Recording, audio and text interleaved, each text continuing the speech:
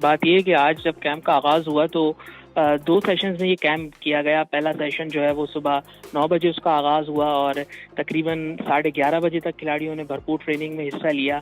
Net session भी किया, physical training भी की। इसके अलावा फिर 1 घंटे का गैप हुआ और उसके बाद फिर दोबारा से ट्रेनिंग का आगाज़ हुआ और 3:30 बजे तक खिलाड़ियों ने 3 बजे तक खिलाड़ियों ने दोबारा ट्रेनिंग की। ट्रेनिंग में तमाम खिलाड़ियों ने हिस्सा लिया। मोहम्मद रिजवान, बाबर आजम जो कि हज की शहादत के बाद वतन वापस पहुंचे थे परसों, उन्होंने भी आज टीम को ज्वाइन कर लिया और उन्होंने भी भरपूर ट्रेनिंग की। साथ साथ सरफराज अहमद हो गए, शाहीन शाह अफरीदी बड़ी अच्छी गेंदें करते हुए हमें नजर आए, नसीम शाह थे, इसके अलावा आमिर जमाल हमें नजर आए, नुमान अली, अबरार अहमद हमें नजर आए।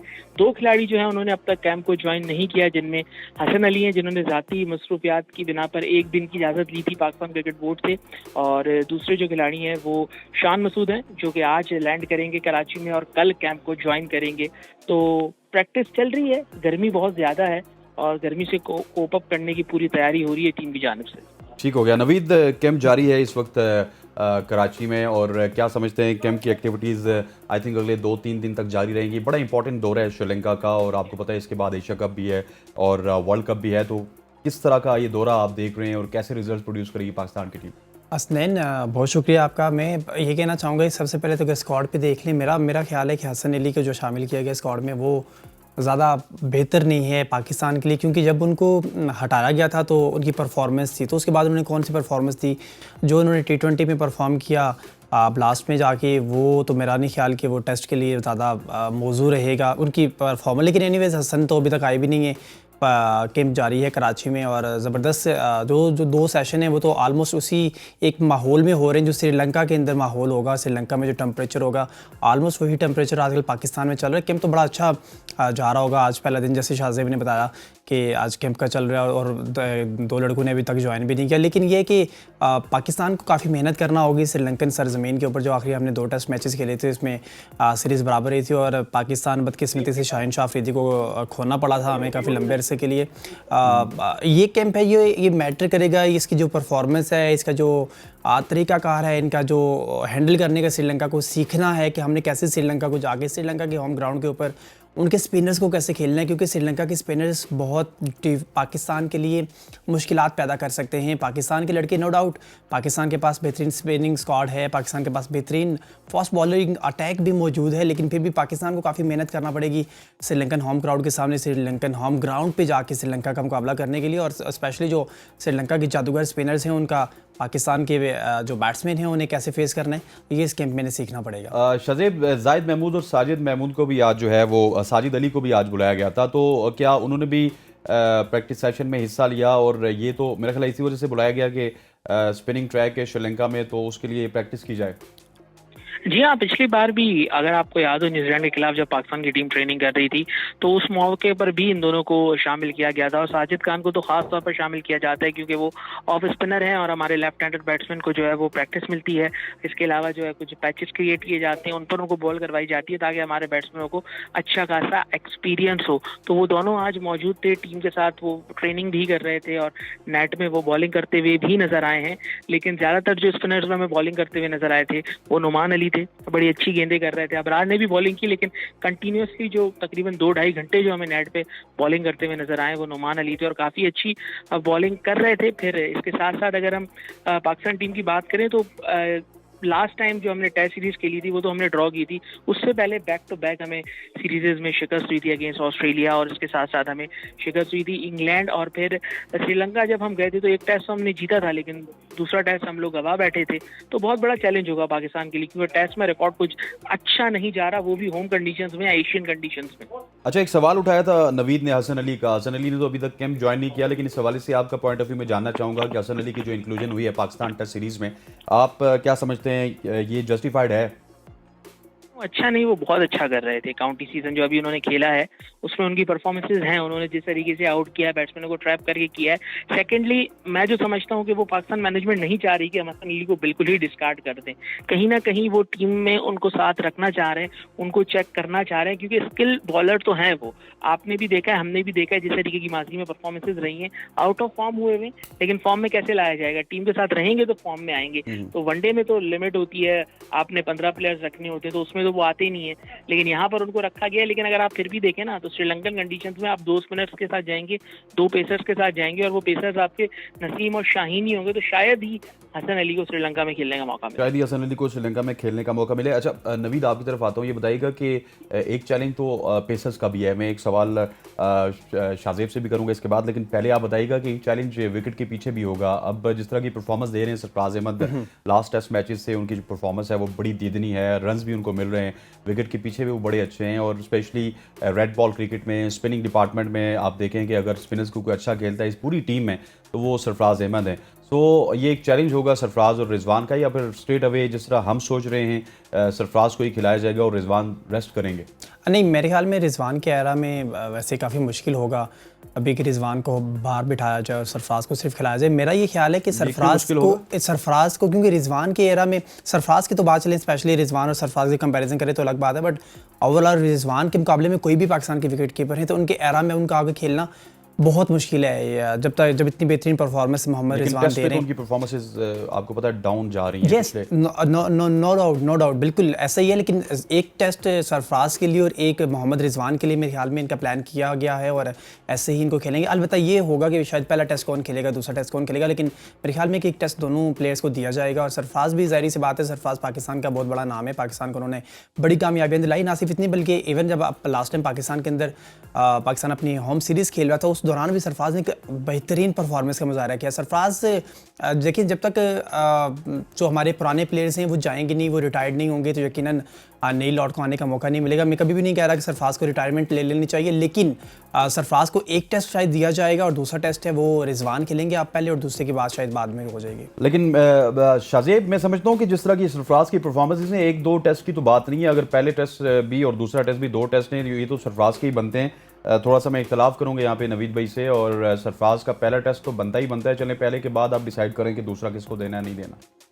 यार विद ड्यू रिस्पेक्ट, मुझे भी कुछ समझ में नहीं आई बात, क्योंकि आप देखें ना, रिजवान की परफॉर्मेंसेस डिप कर रही थी, इसीलिए ही सरफराज ने कमबैक किया था ना। रिजवान की लास्ट 23 या 24 टेस्ट इनिंग्स उठा के आप देख लें तो उसमें 1 सेंचुरी ऑस्ट्रेलिया के अगेंस्ट, और उनकी जो ओवरऑल एवरेज बनती है वो तकरीबन 21.83 की उनकी एवरेज थी, जिसकी बेस पर उनकी कीपिंग पर तो कभी इशू ही नहीं रहा। उनकी बैटिंग की फॉर्म डिप आ गई थी, वो 30 रन 25 रन बनाते थे, उसके बाद आउट हो जाते थे। 1-2 मरतबा 40 में भी गए, लेकिन 50s में उसको कन्वर्ट नहीं कर पाते थे, या वो रन यूजफुल नहीं होते थे। प्लस में आप इस चीज को नहीं भूल सकते कि वो नंबर 6 पर खेलते थे, वो विकेट कीपर नहीं थे जो नंबर 7 या नंबर 8 पर खेलते थे, वो नंबर 6 पर खेलते थे। और उनके बाद कभी फहीम अशरफ, कभी मोहम्मद नवाज, इस तरीके से हम डिफरेंट, और फिर आगा सलमान को हमने आगे आके ट्राई किया, तो वो नंबर 6 के थे। नंबर 6 पे आपको एक कॉम्पैक्ट बैट्समैन चाहिए होता है जिसका ग्लव वर्क भी अच्छा हो, इक्वली वो बैटिंग भी अच्छी करे।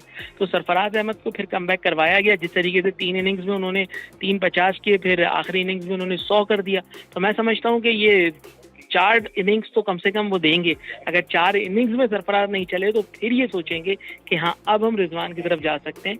तो 4 इनिंग्स तो कम से कम मिलनी है। और आप क्या समझते हैं कि जैसे स्पिन के कहा जाता है कि one of the best players हैं पाकिस्तान में, तो श्रीलंकन कंडीशंस में मैं अगर आपको सरफराज का रिकॉर्ड बताऊं तो 8 इनिंग्स में उन्होंने बैटिंग की है, जिसमें उनके 550 है, 100 है, मतलब 8 में से 6 इनिंग्स में उनका 50+ स्कोर है। तो you can expect runs from him in Sri Lanka. नहीं, मैं तो समझता हूँ कि अगर कहीं ऐसा मौका आ जाए कि जहाँ पे टाई पड़ जाए वाइस कप्तान मोहम्मद रिजवान और सरफराज का, तो शाजिब क्या आप समझते नहीं है कि मोहम्मद रिजवान को एज ए विकेट कीपर खिला लिया जाए और सरफराज को अगर एज ए बैटर भी खिला लिया जाए तो ये कोई बुरी कॉल नहीं है, क्योंकि सरफराज स्पिन को अच्छा खेलते हैं। अगर सरफराज और रिजवान एक साथ टीम में खेलेंगे तो विकेट कीपिंग सरफराज ही करेंगे, क्योंकि मोहम्मद रिजवान बेहतरीन फील्डर है। सरफराज ने तो फील्डिंग अभी की नहीं, रिजवान बेहतरीन फील्डर है।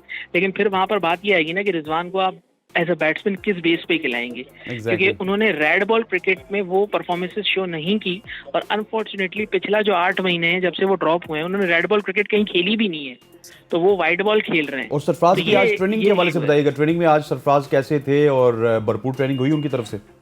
बैटिंग पेयर में बैटिंग की है उन्होंने रिजवान के साथ।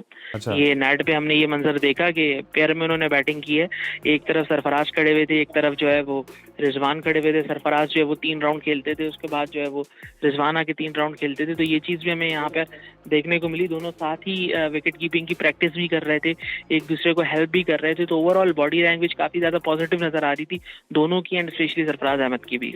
नवीद, आपकी तरफ होगा, पाकिस्तान की जो पेस बैटरी है उसके लिए थोड़ा सा इम्तिहान है, स्पेशली शाहीन शाह अफरीदी के के लिए भी एक इम्तिहान है क्योंकि जिस तरह वो परफॉर्मेंसेस दे रहे हैं पिछले कुछ अरसे से, स्पेशली नेशनल टीम की अगर बात की जाए तो वो इतनी ज़्यादा प्रेजेबल नहीं है, दिदनी नहीं है। तो क्या आप समझते नहीं है कि ये उनके लिए भी एक टेस्ट होगा और स्पेशली अगर पहले टेस्ट में वो परफॉर्म नहीं करते तो फिर किसी और खिलाड़ी को मौका मिल सकता है? शाहीन शाह अफरीदी के लिए असल में लास्ट टाइम जब शाहीन शाह अफरीदी इसी श्रीलंका के अंदर ही इंजर्ड हुए थे, यकीनी तौर पर एक जो पाकिस्तान के जैसे 150 प्लस बॉल करने वाले शाहीन हैं, नसीम शाह हैं, इनके लिए और स्पेशली शाहीन शाह अफरीदी जिस तरह जितने हाइटेड हैं और जब वो लैंड करते हैं तो उनका जैसे इंजरी भी हुई थी तो वो उस वक्त शाहीन शाह अफरीदी शायद थोड़ा सा ख्याल करके इस बार बॉलिंग करेंगे और परफॉर्मेंस तो उनकी यकीनी तौर पर बेहतर होती है, लेकिन अगर पहले 2 ओवर जो जैसे वो करते होते हैं हमेशा से, पहले ओवर जो उनके होते हैं वो बड़े मतलब देखने वाले करने नहीं, मतलब बड़े देखने वाले होते हैं, लेकिन 10 ओवर्स के लिए जब आप 10-10 ओवर करते हैं, 15-15 ओवर्स करते हैं, तो फिर काफ़ी मुश्किल हो जाता है इतने फास्ट बॉलर के लिए। और पाकिस्तान के फास्ट बॉलर्स को सबसे बड़ा इशू ही हमेशा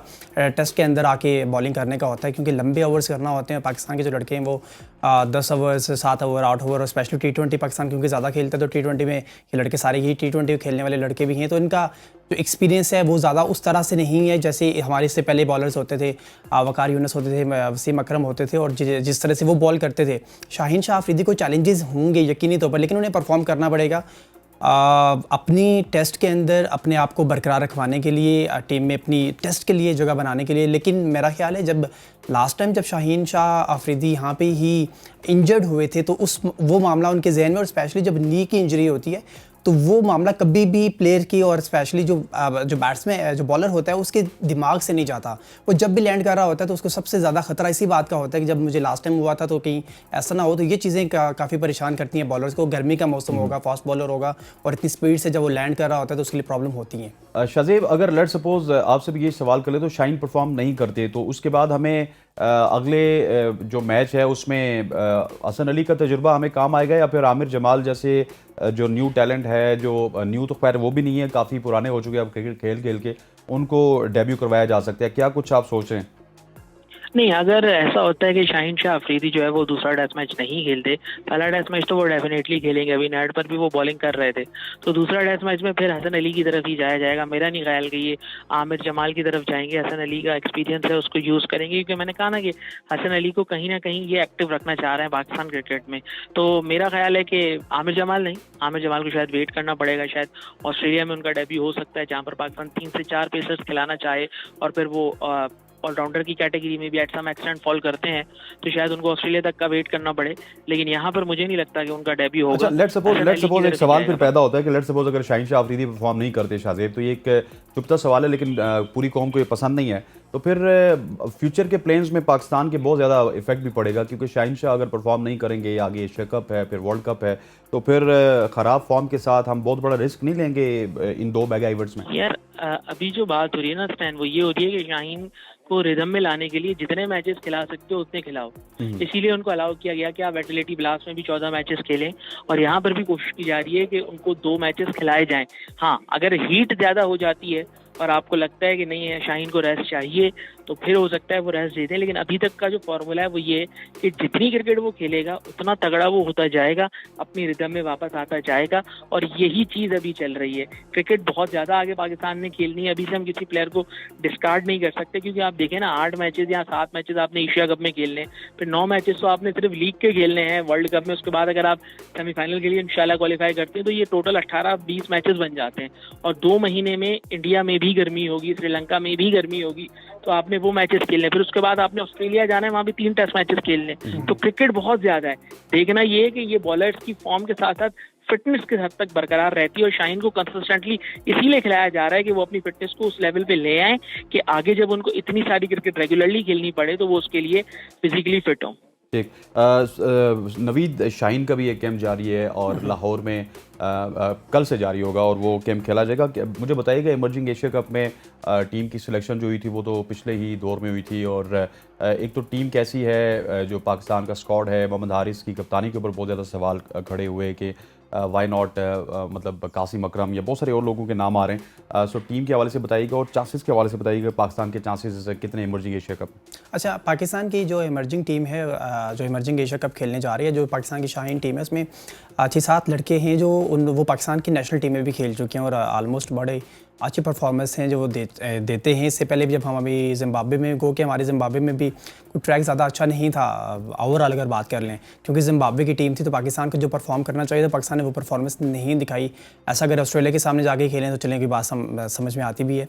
इमर्जिंग का जो कैंप है उसमें यकीनी तौर पर वो जैसे अभी श्रीलंका के लिए पाकिस्तान का कैंप जारी है, ऐसे ही इमर्जिंग में पाकिस्तान की इन लड़कों को मेहनत करना होगी और मेरा ख्याल है कि ये परफॉर्मेंस देनी चाहिए इमर्जिंग एशिया कप में और होपफुली पाकिस्तान के जो लड़के नेशनल खेलते हैं वो अपने शाहीन खेलेंगे तो पाकिस्तान की performance as compare to other team ज़्यादा बेहतर होगी। एक शाहीन के कैंप के हवाले से शाहजेब, सबसे पहले तो मुझे बताइएगा हारिस की कैप्टनसी के ऊपर आपके क्या रिमार्क्स हैं, और क्योंकि इसको लेके काफ़ी ज़्यादा कंट्रोवर्सी भी बनाई गई कि बहुत सारे और लोगों को तैयार किया गया, उनकी कप्तानी में बड़े बड़े क्रिकेटर्स को खिलाया गया और फिर out of nowhere Mohammad Haris को इमर्जिंग एशिया कप के लिए जो है कप्तान बनाकर भेज दिया गया। फिर एक कंट्रोवर्सी ये भी है कि वसीम जूनियर जो कि इतनी ज़्यादा क्रिकेट खेल चुके हैं नेशनल टीम के साथ, वो भी अब इमर्जिंग एशिया कप खेलने जाएंगे। वाई नॉट मोहम्मद अब्बास जो कि PSL के टॉप विकेट टेकर थे। सो बहुत सारे सवाल तो पैदा हो रहे हैं।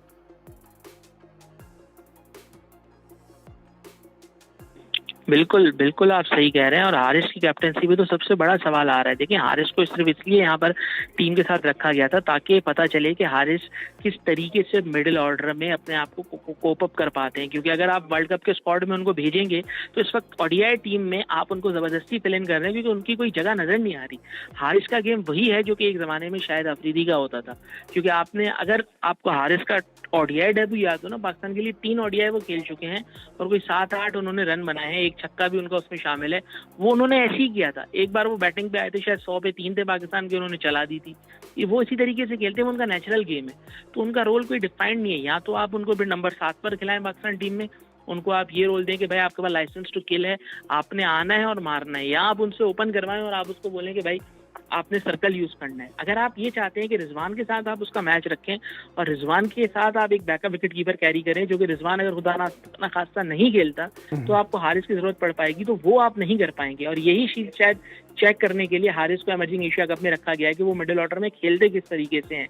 कप्तानी की जहां तक बात आई तो हारिस ने मेरा नहीं ख्याल कि पेशावर में किसी क्लब की भी कप्तानी की। अंडर 19 वो खेले थे, तो अंडर 19 में जो उनके कप्तान थे वो रोहिल नजीर थे।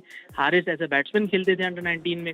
फिर आगे जब वो पेशावर रीजन में आए तो उनके कप्तान मोहम्मद रिजवान बने, इफ्तिखार अहमद बने। तो जहां तक मुझे याद पड़ता है मैंने हारिस को कभी भी कप्तानी करते हुए नहीं देखा। कासिम अकरम आपके पास एक ऑप्शन थे, वो आपके लिए बड़ी अच्छी कप्तानी अंडर 19 में भी कर रहे थे। फिर आपने लास्ट ईयर उनको सेंट्रल पंजाब का कप्तान ये कह के बनाया था कि आप इनमें फ्यूचर लीडर देख रहे हैं, और उस टीम में वहाब रियाज शामिल थे, शोएब मलिक शामिल थे, अहमद शहजाद शामिल थे, अब्दुल्ला शफीक, अजहर अली, उन तमाम लोगों की मौजूदगी में आपने तीनों फॉर्मेट्स का कप्तान बनाया था कासिम अकरम को। तो अब कासिम अकरम को आप क्यों डिस्कार्ड कर रहे हैं? फिर रोहिल नजीर जिन्होंने बड़ी जबरदस्त परफॉर्मेंसेज दी थी जिम्बाब्वे में, आखिरी मैच में 87 रन उन्होंने किए थे, उनको भी एक टाइम पे कप्तानी के लिए ग्रूम किया जा रहा था। अंडर 19 की उन्होंने कप्तानी की, फिर श्रीलंका में पाकिस्तान ए की कप्तानी की, फिर न्यूजीलैंड में जाके पाकिस्तान शाहीन्स की कप्तानी की।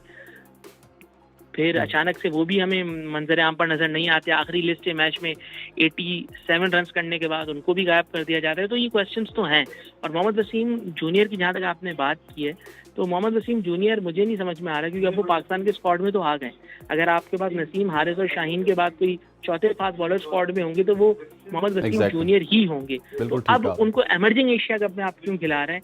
मुझे ये बात समझ में नहीं आई कि आप वहां पर जो है वो अब्बास आफरीदी को शामिल कर सकते थे। ये बात जो है ना, मुझे का मैंने पूछा था, एहसानुल्लाह इंजर्ड है, वरना एहसानुल्लाह को शामिल। शाहजेब जाते जाते आपको एक जवाब तो मैं देता चलूं कि रोहिल नजीर की बात तो मुझे इस वजह से समझ आती है कि वो बेसिकली शकील शेख साहब उनको बहुत ज़्यादा सपोर्ट करते हैं। तो जो ही जो है ना वो कुछ ऊपर नीचे होता है शकील शेख साहब के साथ, तो इमाद वसीम और रोहिल नजीर पे भी ना एक तलवार लटक जाती है, क्योंकि उनको वो सपोर्ट करते हैं। सो आपका बहुत बहुत शुक्रिया शाहजेब, आप पहले सेगमेंट में हमारे साथ मौजूद थे। और ये चीज़ें पाकिस्तान क्रिकेट के साथ लगी रहती है, कभी एक प्लेयर को लाया, कभी दूसरे प्लेयर को लाया जाता है, लेकिन कम अज़ कम प्लेयर्स के साथ ऐसा नहीं करना चाहिए। चाहे जो प्लेयर किसी भी BOG मेंबर की प्रोडक्ट है, चाहे वो शकील शेख साहब की या किसी और की प्रोडक्ट है, वो प्लेयर हैं, पाकिस्तान को सर्व करते हैं और पाकिस्तान को सर्व करना उनका हक है। और वो अगर अच्छी एबिलिटी रखते हैं तो पाकिस्तान में उनको सिलेक्ट होना चाहिए। यहाँ पर वक्त हुआ चाहता है शॉर्ट से ब्रेक का। ब्रेक के बाद वापस आते हैं, डिस्कशन को कंटिन्यू रखेंगे और बात करेंगे कुछ और टॉपिक्स पे। Stay with us.